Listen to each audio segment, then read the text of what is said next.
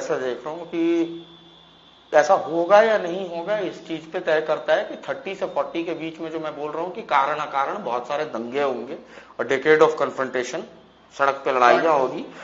इसका एक ये है कि मुसलमानों का एक माइंड सेट है, आप जितनी कॉन्स्टिट्यूशन की दुहाई दे दो, जितनी आईपीसी की दुहाई दे दो या कोई भी कानून का दुहाई दो, वो सड़क पे तलवार लेके वो फैसला वहीं करना चाहेगा।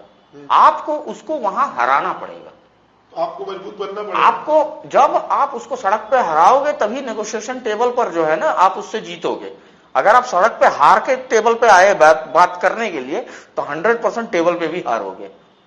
ठीक है, इस चीज के लिए मैं पिछले कई साल से अभी इंडिविजुअल्स को ग्रूम कर रहा हूं और ऑर्गेनाइजेशंस को मेंटरशिप और ग्रूमिंग कर रहा हूं, छोटे ऑर्गेनाइजेशंस, ठीक है, जो मुझे सड़क पे दंगा जिता के दे सकता है। क्योंकि दंगा जीताता है कबाड़ी वाला, कबाड़ के धंधे में आप हो नहीं। अगर आप में पराक्रम आ गया, आप में हिंदुओं में एकता आ गई, 50,000 हिंदू अगर चौक पे पहुंच भी जाए, वहां जाके क्या कीर्तन करेंगे? अगर वो शस्त्रविहीन है तो आपके पास टायर नहीं है, आपके पास एसिड नहीं है।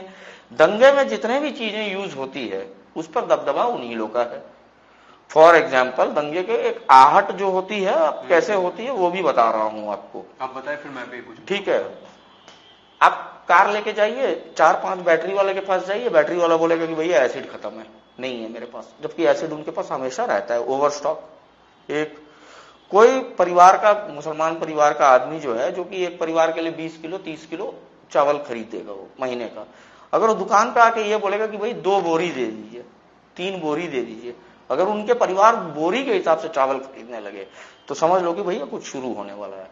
कबाड़ी वाले के पास में जाकर अगर बोलोगे कि खाली बोतल चाहिए और कबाड़ी वाला बोले कि बोतल नहीं है मेरे पास, तो 100% अब तो इमीडिएट शुरू हो रहा है ये। तो ये इंडिकेशंस है। ठीक है, स्टेट हैज टू इंटरवीन। हमने पूरे देश भर में हिंदू संगठनों को और लोगों को हमने मैप करके देख लिया है। मैं एक एग्जांपल दे रहा हूं, आप इसको इस एग्जांपल के तौर पे समझो। आपके घर यहां बारिश हुई, लखनऊ में दोपहर पूरी बारिश हुई, आपके आंगन में पानी जम गया है, आप अपना बाल्टी और मग लिए और वहां से अपना आंगन पूरा साफ करके पानी हटा के क्लियर कर लिए, ये आपकी इंडिविजुअल एफर्ट है। ठीक है, पर अगर लखनऊ में 15 दिन कंटिन्यूअस बारिश हो रहा है और 5-5 फीट 6-6 फीट का पानी हर जगह एरिया एक एक खंड में भरा हुआ है, तो स्टेट हैज टू इंटरवीन। ठीक है, बाढ़ का स्थिति में तो यहां गंद मच गई है बहुत ज्यादा। ठीक है, आप वेरी सिंपल एक्सरसाइज करके देखिए। इंटरवीन करने के लिए क्यों कह रहा हूं, आप एक मकर जाल में फंस चुके हो, एक सिंपल एक्सरसाइज कीजिए। आप अपना लखनऊ को ही ले लीजिए, भारत के प्रत्येक शहर का यही हाल है, एग्जाम्पल लखनऊ का दे रहा हूं। गूगल मैप पे जाइए, आपके शहर में अंदर आने और बाहर निकलने के कुछ 5-6 मेन रोड्स और रास्ते होंगे, हाईवे, जहां से लखनऊ के अंदर लोग आते हैं और बाहर निकलते हैं। इन सभी रास्तों पे आप देखिएगा कि मस्जिद और मदरसा बने हुए हैं। उलेमा का एक कॉल पे 10,000 लोग तो आ ही जाते हैं, तो आपके रोड्स ब्लॉक हो सकते हैं। प्रत्येक क्रूशियल पॉइंट, आपका रेलवे हो गया, आपका बस अड्डा हो गया, हर जगह इनकी डोमिनेंस और इनकी स्ट्रैटेजिक लोकेशंस पे मस्जिद, मीनारों वाली लंबे लंबे मीनार, वॉच टावर्स जिसको मैं बोलता हूं, क्योंकि मैं व्यक्तिगत मानता हूं एक मुसलमान इस्लाम का वॉरियर होता है, सैनिक होता है, और मस्जिद लोकल कमांड सेंटर होता है। सो दे आर कमांड सेंटर्स। ये सभी आप पूरे जब पॉइंट्स पिन्स गिरा लो गूगल मैप पे और इनको एक लाइन से जोड़ो, तो आपको लगेगा कि आप एक मकर जाल में फंस चुके हो, जहां से आप, उनकी मर्जी रहेगी तो आप अपने शहर से भाग सकते हो, नहीं तो आप शहर से भाग भी नहीं सकते हो। आपको लड़ना ही पड़ेगा, उनको हराना ही पड़ेगा।